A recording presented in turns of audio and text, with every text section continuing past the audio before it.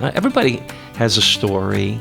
And what's interesting about yours is you focus on what's called social ministry. Yes. Tell us a little bit about that and why it's important to all of us.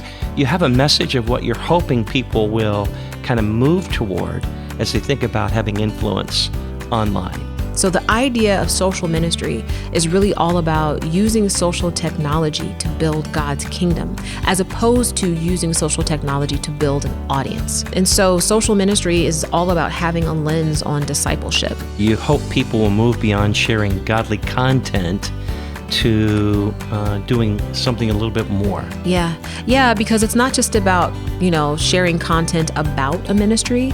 It's really about making disciples through your ministry. Biblically, if you look at the life of Jesus, right?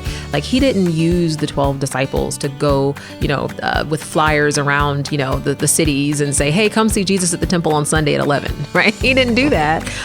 What he did was he met people where they were.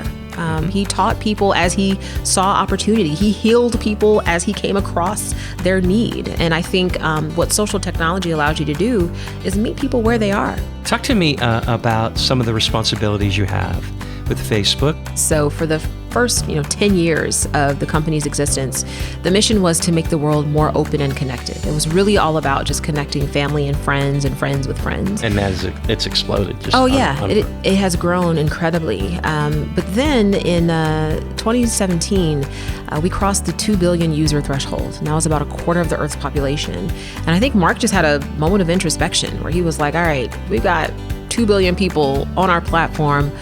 What can we be doing with that actually matters? And I think it was at that moment that he realized that community building needed to be the next iteration of Facebook's existence. We looked at, what are all of the different types of communities that exist? And we found there was, parenting, there's, recreation, There's health, there's all that.